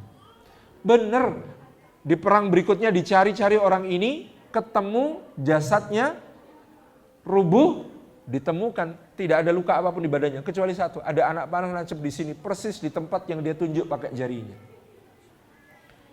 Sayyidina Umar bin Khattab itu berdoa, ya Allah, jadikan matiku sebagai syahid di tanah nabimu. Sayyidah Hafsah Ummul Mukminin protes kepada ayahnya, ayah ini gimana? Berdoa kok begitu? Loh kenapa doaku nak? Ayah berdoa pengen jadi syahid tapi kok di Madinah? Itu kan berarti bahaya buat yang lain. Berarti pasukan musuh sampai Madinah nanti. Apa jawab Umar bin Khattab radhiyallahu anhu? Nah, Allah itu maha kuasa mengabulkan doa hambanya tanpa mengganggu orang lain. Dan apa yang terjadi pada Sayyidina Umar bin Khattab? Syahid di mihrab Masjid Nabawi bahkan kejadiannya. Tabarakallah. Di malam perang Uhud, Sayyidina Sa'ad bin Abi Waqqas dan Abdullah bin Jaz itu tukar doa. Bro, kamu berdoa aku aminkan, aku berdoa nanti tolong kamu aminkan. Oh iya, kamu dulu. Sa'ad berdoa dulu. Sa'ad waktu itu berdoa karena dia sedang miskin-miskinnya. Doanya berbunyi begini, ya Allah pertemukan aku besok dengan musuhmu yang paling kaya, lalu aku berhasil membunuhnya sehingga aku dapat ghanimah banyak. Itu doanya Sa'ad, dikabulkan sama Allah sesuai dengan aminnya Abdullah. Amin. Benar, besoknya dia dapat ghanimah paling banyak di perang Uhud. Abdullah bin Jaz berdoa, apa doanya? Ya Allah, pertemukan aku dengan musuhmu yang paling kuat, paling perkasa. Aku berusaha membunuhnya tapi dia berhasil membunuhku, lalu dia memotong hidungku, memotong telingaku, membedah perutku, mengeluarkan isinya, lalu aku ya Allah menghadapmu dalam keadaan seperti itu, lalu engkau bertanya kepadaku, kenapa kau hai Abdullah? Lalu aku menjawab, ini semua demi ridhamu ya Rabb. Lalu engkau berfirman, sadaqta ya Abdullah. Hari berikutnya apa yang terjadi pada Abdullah bin Jaz? Insya Allah, persis seperti yang dikatakannya. Hidungnya dipotong, telinganya dipotong, perutnya dibedah, isinya dikeluarkan. Syahid dalam keadaan seperti itu, menghadap Allah dalam keadaan seperti itu. Cita-cita, jujur, Allah penuhi. Meskipun ada kejadian khusus. Khalid bin Al-Walid di ranjang kematiannya ngomong sama sahabatnya. Coba kamu lihat badanku. Adakah satu jengkal saja di badanku yang gak ada lukanya? Baik oleh pedang, oleh tombak, ataupun oleh panah. Benar ya Khalid? Gak ada luka, gak ada badanmu yang gak ada lukanya. Kata Khalid, seumur hidup aku mencari kematian di medan perang. Tapi kenapa? Aku sudah merasa dekat dengan maut sementara aku berada di ranjangku, di rumahku. Kenapa Allah tidak memberikan aku syahadah di medan perang seperti cita-citaku? Ini pentingnya punya saudara yang selalu menguatkan kita. Tahu apa yang dikatakan sahabatnya Khalid bin Al-Walid radhiyallahu anhu kepada Khalid? Wahai Khalid, ketika Rasulullah sallallahu alaihi wasallam bersabda bahwa engkau adalah pedang Allah, maka itu sudah berarti engkau tidak akan pernah mati di medan perang. Kenapa? Karena kalau Rasulullah menyebutmu sebagai pedang Allah, Allah tidak akan pernah mengizinkan pedangnya patah di tangan musuhnya. Allah yang akan menyarungkan sendiri pedang itu, pedang yang terhunus itu, dengan tangannya, bukan dengan tangan musuhnya. Setelah itu Khalid tenang, dan dia pun menghadap Allah dengan tenang. Kata temannya apa? Kamu ini pedang Allah. Kalau kamu sampai dibunuh musuh di perang, berarti pedang Allah patah di tangan musuhnya. Itu aib bagi Allah. Maha suci Allah dari memiliki aib, kan itu. Masa pedangnya patah di tangan musuhnya? Ya enggak. Kamu ketika Rasulullah sudah bilang, kamu pedang Allah, itu Rasulullah sudah mengatakan, kamu enggak akan mati di medan perang. Clear. Luar biasa. Sidq, jujur kepada Allah. Yang ketujuh, syarat tegaknya syahadat kita la ilaha illallah adalah mahabbah, cinta. Seyakin-yakin apapun, menerima apapun, setinggi apapun ilmu tentang tauhid, tapi kalau tidak ada cinta kepada Allah Subhanahu wa taala, maka kita belum menegakkan la ilaha illallah. Pertanyaannya, cinta kepada Allah datang sendiri apa diusahakan? Diusahakan. Jadi kalau cinta kepada manusia datang sendiri apa diusahakan? Ada yang datang sendiri. Lihat jenggot simetris sedikit gitu ya. Cinta. Lihat jilbab warnanya cantik, cinta. Tetapi itu baru cinta yang jatuh, maka namanya jatuh cinta. Kalau Anda mau cinta Anda menjadi bangunan untuk menggapai surga, maka yang harus dilakukan bukan cuma jatuh, tapi jatuh cinta nggak terlarang, tapi segera setelah jatuh bikin pondasi. untuk membangun cinta. Ya namanya juga nasib kan ya. Nasib itu berbunyi menikahi orang yang kita cintai kemungkinan, mencintai orang yang kita nikahi kewajiban.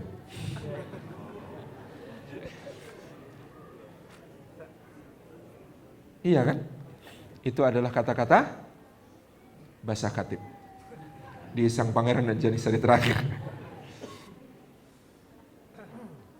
Gitu ya, mahabbah, cinta. Cinta itu bisa diupayakan. Cinta itu bisa diperjuangkan. Kayaknya ketika soal cinta itu ditanyakan kepada Hasan al-Basri, dengan siapa aku nikahkan anak perempuanku? Kata Hasan al-Basri, dengan lelaki yang bertakwa kepada Allah. Karena kalau dia mencintainya, dia akan memuliakan putrimu. Kalau dia tidak mencintainya sekalipun, maka dia tidak akan pernah menyakiti putrimu. Kalau tidak mencintainya, tidak menyakiti. Lama-lama cinta juga, karena dibangun cinta itu. Gitu kan? Jadi, kalau menikah, tidak harus dia di kecil, tetapi yang penting karena dia pakai di besar. Yang penting karena dia pakai di besar. Maka insya Allah bangun cinta. Nggak harus jatuh cinta, bangun cinta boleh. Di ucapan ba'da akad nikah bisa bikin kaget. Istriku, aku belum mencintaimu. Maka mulai hari ini aku akan mulai mencintaimu. Gitu.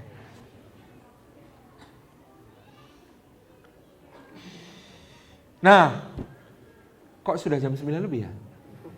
Ini baru sepertiga materi. Kalau mau ikut rundown-nya panitia, maksudnya tornya panitia, ini baru sepertiga materi. Lanjutin nggak? Yakin. Oke, kita satu poin lagi aja ya. Syarat menegakkan Muhammadur Rasulullah sallallahu alaihi wasallam di dalam syahadat kita. Yang pertama,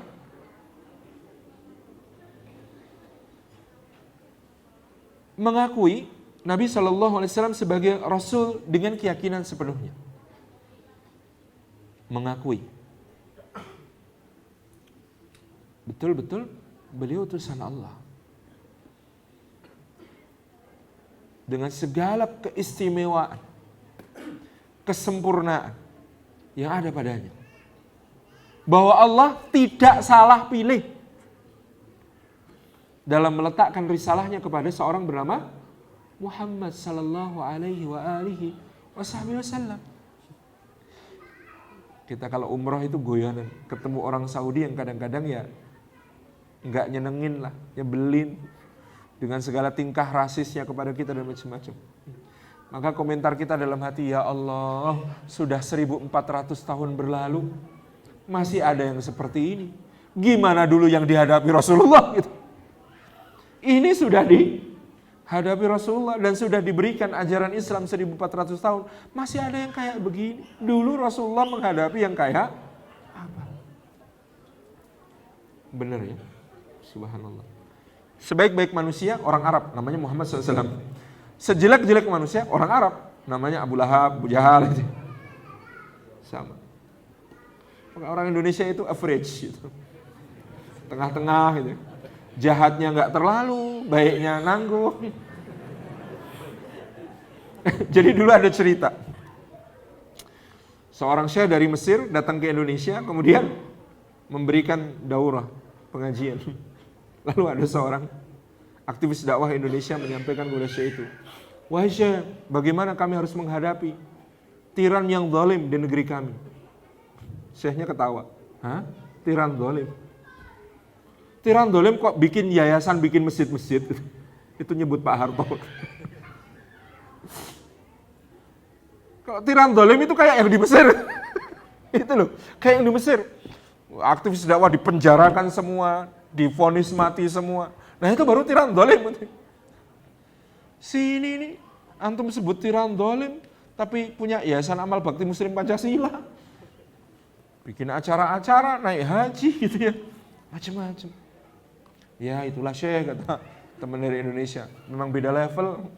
Tiran dolim di Mesir keturunan Fir'aun.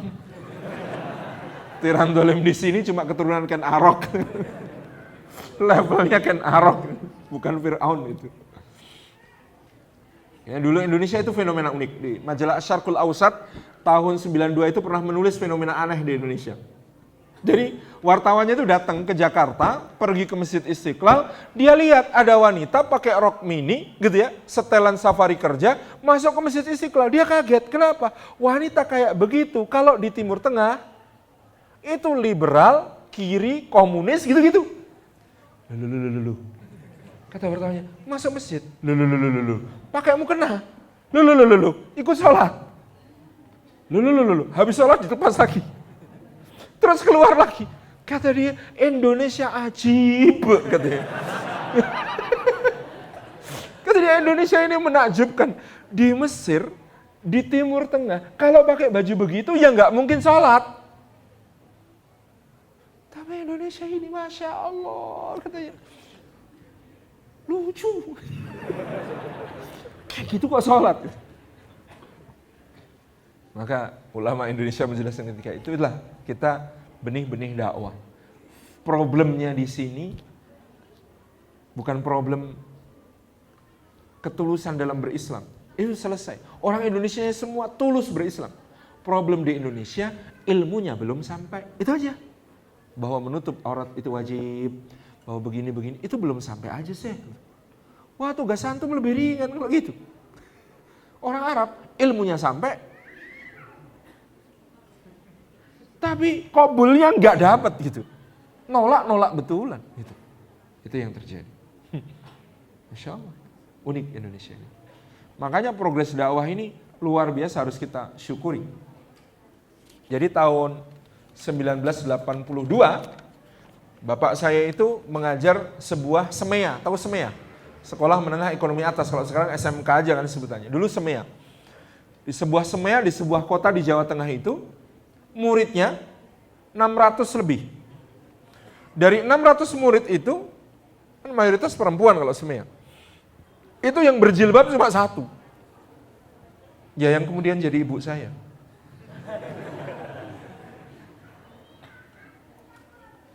Jadi luar biasa, kita harus mensyukuri progres dakwah seperti ini. Kan? Paman saya lucu lagi kan, naik kereta api dari Jakarta ke Jogja tahun 80-an, bayangkan. Dia bersin, haji, terus kemudian tahmid, alhamdulillah. Waktu itu belum ada isu corona kan, bersin tetap tahmid. Terus dia mendengar suara lirih dari seberang kursinya, yarhamukallah.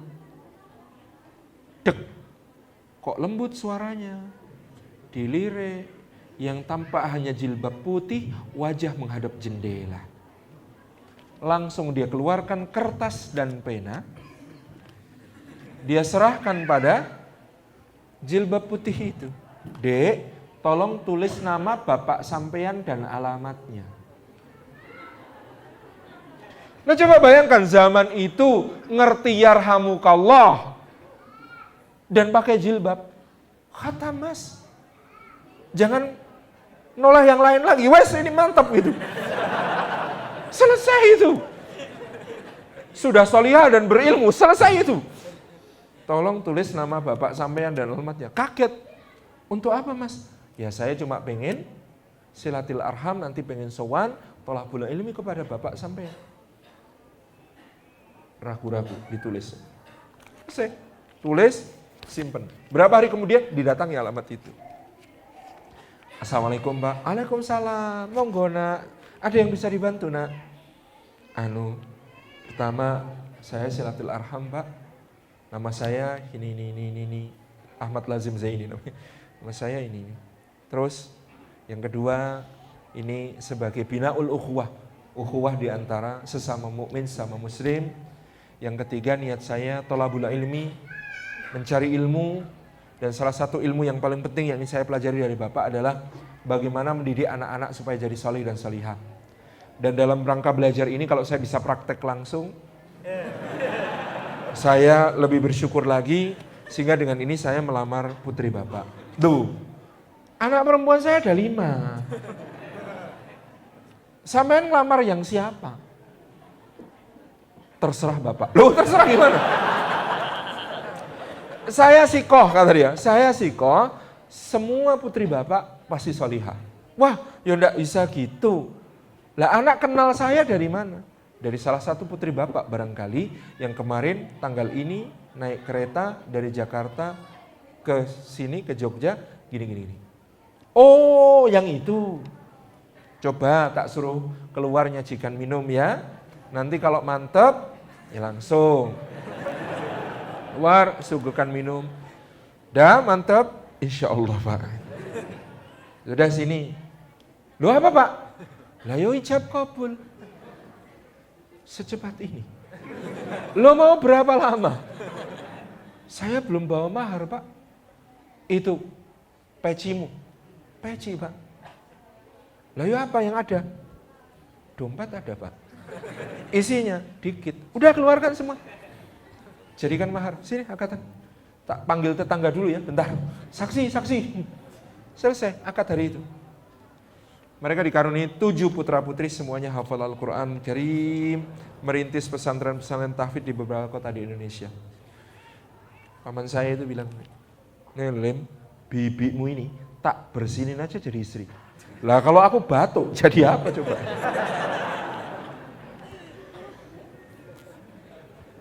As simple as that. Gitu. Jadi, ya coba besok bersin ya.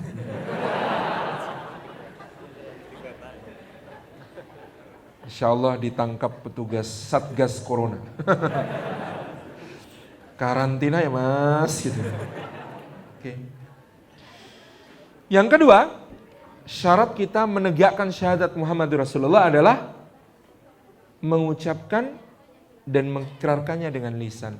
Jadi tidak cukup hanya keyakinan hati, ikrar lisan itu adalah harus konsekuensinya. Maka kalau kita mengikrarkannya dengan lisan, kita sering-sering menyebut nama ini Muhammad sallallahu alaihi wasallam. Dan sering-sering membaca salawat ketika nama itu disebut sallallahu alaihi wasallam. Dan Masya Allah salawat itu ya, fadilahnya luar biasa. Ubay bin Ka'ab radhiyallahu anhu berkata kepada Nabi sallallahu alaihi wasallam, "Ya Rasulullah, bagaimana kalau kujadikan mayoritas waktuku kugunakan untuk berselawat kepadamu?" Kata Nabi sallallahu alaihi wasallam, "Maka engkau mendapat 2 hal. Semua cita-citamu akan diwujudkan oleh Allah dan semua dosa-dosamu akan diampuni oleh Allah Subhanahu wa taala." Yang ketiga, ittiba, dengan mengamalkan kebenaran yang telah dibawanya. Dan kebenaran yang dibawa Rasulullah SAW itu simple. Kaidah terpenting dalam agama kita ini, kata Dr. Yusuf Al-Qaradawi, adalah yuridullahu bikumul yusra wala yuridu bikumul usra. Allah menghendaki kemudahan bagimu, Dia tidak menghendaki kesulitan bagimu. Maka yang ibadah itu minimalis kaidahnya. Bunyinya al-aslu fil ibadati batlan hatta yakumud dalilu yadullu alal amr. Semua bentuk ibadah itu tidak boleh dilakukan sampai tegak dalil menunjukkan bahwa dia diperintahkan. Kalau soal ibadah, maka lakukan yang diperintahkan saja. Nggak usah repot-repot bikin bentuk ibadah sendiri. Atau nambah-nambahin yang jumlahnya sedikit. Wah Ustaz, saya itu kalau subuh rasanya syahdu ya Ustaz. Kalau cuma 2 rakaat sayang nih. Kalau subuh itu saya 8 rakaat minimal gitu. Nggak boleh. Waduh, Ustaz, saya kalau puasa Ramadan itu rasanya cemen nih. Kalau sahurnya menjelang subuh terus azan maghrib kok sudah buka. Wah, saya kalau puasa itu biar agak gagah itu. Makanya saya sahurnya jam 1, buka puasa setengah 12 malam. Enggak. Yang mudah, agama kita ini perintahnya mudah, ibadah simple saja, yang diperintahkan saja. Makanya dulu ada sahabat mengatakan, "Ya Rasulullah, Kalau aku bersaksi bahwa tiada ilah selain Allah, Muhammad utusannya, lalu aku tegakkan salat, aku halalkan yang halal, aku haramkan yang haram, maka apakah aku masuk surga? Rasulullah mengatakan dengan sangat mantap, bala, iya kamu masuk surga. Jadi syahadat, salat fardu, menghalalkan yang halal, mengharamkan yang haram, clear, minimalis. Meskipun di syarah hadisnya kita ketemu orang yang tanya ini ternyata ibadahnya gak minimalis gitu. Semua sunah-sunah diamalkan. Tapi dia telah menyelamatkan kita dengan ibadah minimalis itu cukup gitu. Kalau ibadah minimalis. Tapi kalau selain ibadah, longgar. Al-aslu fil asya'il ibaha hatta yakumud dalilu yadullu alat tahrim. Asal di dalam segala sesuatu hukumnya boleh. Sampai tegak dalil menunjukkan bahwa dia diharamkan. Segala sesuatu itu halal, kecuali yang diharamkan. Segala sesuatu itu boleh, kecuali yang diharamkan. Makanya dulu saya sering mengatakan yang lebih tepat itu memang sertifikasi haram, bukan sertifikasi halal. Nah kalau sertifikasi halal itu pelecehan buat kita sebenarnya. Mosok tiap kemana-mana nyari halal MUI, halal MUI, halal MUI. Apa yang belum dilabeli halal MUI berarti haram? Kan enggak juga. Beli bakso tetangga sebelah, masa halal MUI-nya mana bu? Gak bisa. Harusnya sertifikasi haram. Karena semua halal kecuali yang haram. Kan mudahnya begitu. Cuma saya dibilang, ya mana mau Ustaz, ada perusahaan kok minta disertifikasi haram. Loh, ini transparansi harusnya mau. Kalau dia memang bikin barang haram, labelin haram biar nggak dikonsumsi muslim. Kalau dia niat bikin barang untuk dikonsumsi muslim, ya harus pastikan halal. Kan clear. Harusnya kan begitu.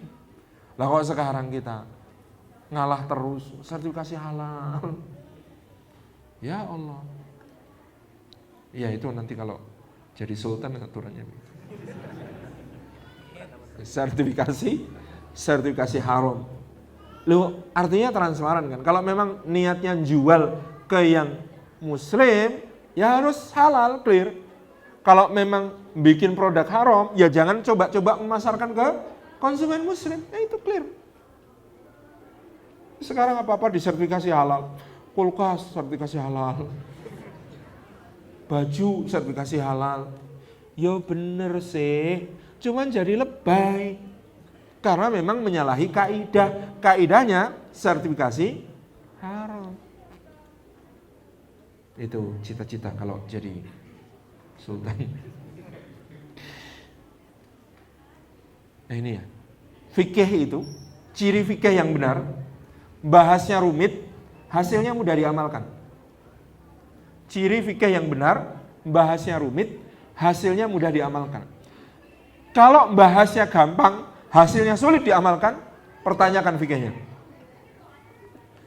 Fikih itu kan rumit, bahasnya, hasilnya boleh, sama-sama boleh. Abu Hurairah melihat Rasulullah SAW turun sujud dengan tangannya. Sahabat lain melihat Rasulullah turun sujud dengan lututnya. Manakah yang benar? Oh itu nanti bahasnya rumit nanti. Akhirnya kesimpulannya dua-duanya boleh. Itu fikih yang benar.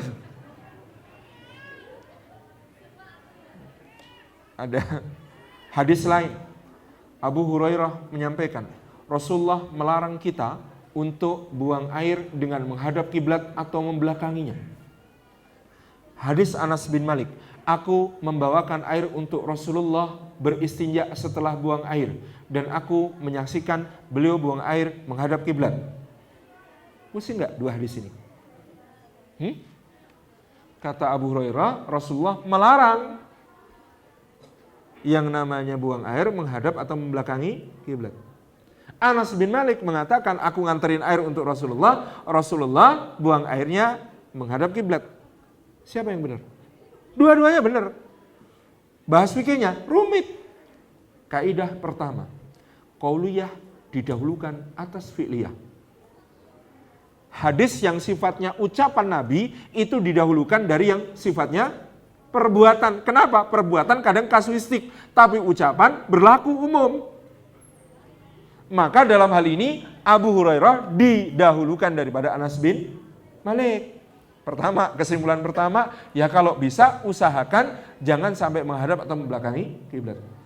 Tapi ada pembahasan berikutnya, kasusnya bagaimana yang dialami Abu Hurairah dan Anas. Abu Hurairah menyampaikan hadisnya saat dia menemani Rasulullah dalam perjalanan zaman itu, kira-kira sudah ada rest area belum? Belum. Kalau begitu kira-kira Rasulullah buang airnya di toilet tertutup atau tempat terbuka?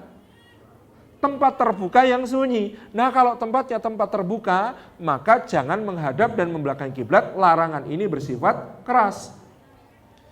Yang berikutnya, pembahasannya Anas bin Malik itu nganterin air buat Rasulullah istinja.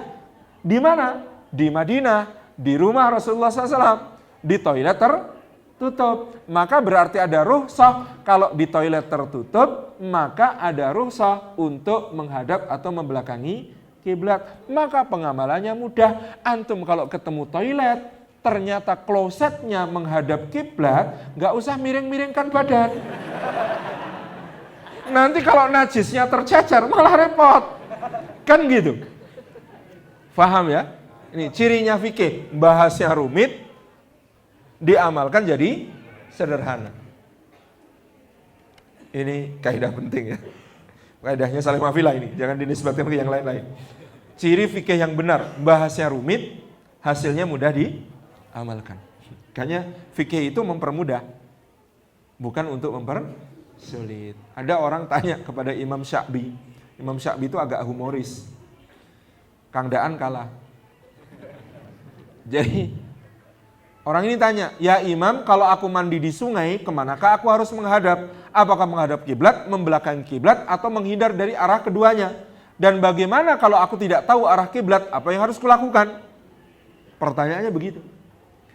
Apa jawab Imam Sya'bi? Menghadaplah ke arah pakaianmu kau letakkan agar tidak hanyut atau diambil orang. Clear. Itulah fikih, gitu. Gitu ya. Itulah fikih.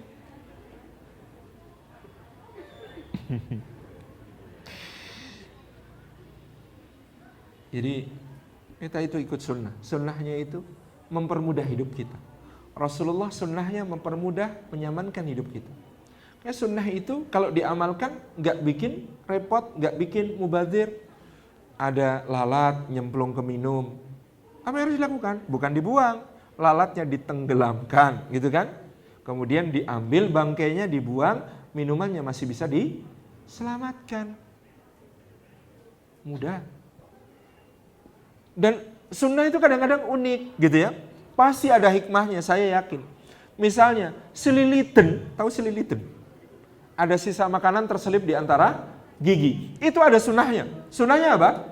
Kalau engkau membersihkan selilit dengan tanganmu, maka hasilnya telanlah. Tetapi kalau engkau membersihkannya dengan alat, tusuk gigi misalnya, maka buanglah. Sunnahnya begitu. Unik ya. Bagaimana Rasulullah mensunnahkan bersin? Beliau menutup dengan tangan atau dengan ujung baju. Sunnah.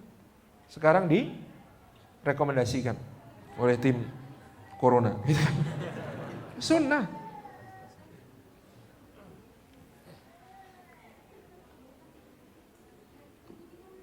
Yang keempat, syarat Muhammad Rasulullah tegak adalah membenarkan segala apa yang datang dari beliau tentang hal-hal yang gaib, baik yang sudah maupun yang akan terjadi.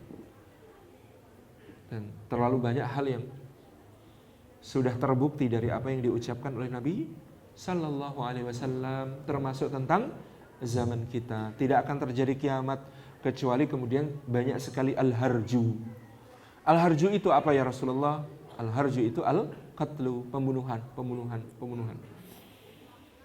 Zaman antum kecil dengan sekarang kira-kira frekuensi pembunuhan banyak mana? Kayak sekarang. Nauzubillah min dzalik. Tidak akan terjadi kiamat kecuali tanda-tandanya sudah muncul. Apa tanda-tandanya? Misalnya, itu banyak yang sudah keluar. Tapi tidak perlu menjadi kita, wah sudah mau kiamat, nimbun makanan dulu. Enggak. Mukmin itu memikirkan bekal untuk ba'da kiamat. Bekal menghadapi kiamat. Bekal untuk ba'da kiamat. Soal dunia, santai. Wong hadisnya, kalau kamu tahu bahwa besok kiamat di tanganmu masih ada sebiji kurma, apa yang harus kamu lakukan? Tanam. Itu kan pekerjaan sia-sia sebenarnya. Oh besok kiamat kok. Sekarang tanam pohon kurma, biji kurma. Buat apa? Mukmin mikirnya segala amal yang bisa dilakukan, lakukan. Dan memang ulama-ulama kita itu luar biasa ya kalau memaknai hadis itu. Antum kalau ditugaskan di stasiun pusat kutub utara atau stasiun pusat kutub selatan atau di bulan, sholat antum gimana? Di kutub utara itu setengah tahun siang, setengah tahun malam. Apa setahun sholatnya 5 waktu? Jadi subuh 3 bulan kemudian baru zuhur. Apa begitu? Enggak. Cari dalilnya ada gak? Hadis tentang sholat di kutub. Ada gak? Kalau nyarinya pakai kata kunci kutub, nggak ketemu. Tapi ternyata kita itu dapat dalil tentang sholat di kutub ataupun di bulan ataupun di Mars. Nanti kalau kita sampai ke Mars misalnya, itu di hadis tentang Dajjal, bayangkan. Hadis yang mana? Rasulullah SAW bersabda, Dajjal akan tinggal di antara kalian selama 40 hari. 10 hari pertama, hari-harinya seperti setahun. 10 hari kedua, hari-harinya seperti sebulan. 10 hari ketiga, hari-harinya seperti sepekan. 10 hari keempat, hari-harinya seperti hari-hari kalian ini. Itu alhamdulillah ada sahabat tanya teman-teman. Apa pertanyaannya sahabat itu? Ya Rasulullah, ketika hari-hari terasa setahun, kami sholatnya bagaimana? Apakah kami sholat hanya waktu sehari atau kami sholat sesuai waktu-waktu yang kami rasakan? Jawab Nabi SAW, perkirakanlah untuk kalian. Perkirakanlah untuk kalian. Ada hari-hari yang terasa seperti setahun, sholatnya bagaimana? Perkirakanlah untuk kalian. Sholatnya tetap sholat seperti jadwal kalian. Maka kalau begitu ini dalil ketika Anda tugas di kutub, ketika Anda tugas di bulan, ketika tugas di Mars, di stasiun geostasioner bumi, dalilnya clear. Ada. Dalilnya apa? Hadis Dajjal. Kok serem? Ulama kita kalau mikir luar biasa ya. Keren. Insyaallah. Yang kelima, syarat tegaknya Muhammad Rasulullah adalah mencintai Nabi Sallallahu Alaihi Wasallam, melebihi cinta kita kepada diri kita sendiri, keluarga kita, orang-orang yang kita sayangi semuanya. Apapun jua. Karena satu hari Umar bin Khattab berkata, Ya Rasulullah, aku mencintaimu seperti aku mencintai diriku sendiri. Kata Nabi SAW, enggak boleh begitu ya Umar. Engkau harus mencintaiku melebihi cintamu kepada dirimu sendiri, bapak-bapakmu, anak-anakmu, istrimu, dan semuanya. Kata Umar, asyab ya Rasulullah. Mulai sekarang aku mencintaimu melebihi semua cintaku pada yang engkau sebutkan tadi. Tabarakallah. Itu tegak syahadatu la ilaha illallah Muhammad Rasulullah pada diri kita. Maka jangan pernah terjadi cinta kita kepada Rasulullah SAW kalah dari cinta kita kepada Song Joong Ki. Misalnya Song Hye Kyo.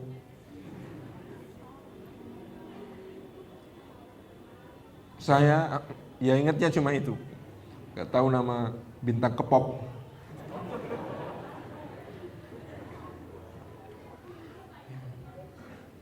Kalau kolak itu pisang K-pop. Yang keenam, tegak syahadat la ilaha illallah itu kalau kita mendahulukan sabda Rasulullah sallallahu alaihi wasallam di atas semua pendapat dan ucapan orang lain. Apa yang disampaikan Nabi SAW itu yang tertinggi. Setiap kali kita menghadapi segala sesuatu itu kita aman kalau kita tanya, ini Allah bilang apa, Rasulullah milih apa. Kalau terjadi peristiwa seperti ini, aman hidup kita.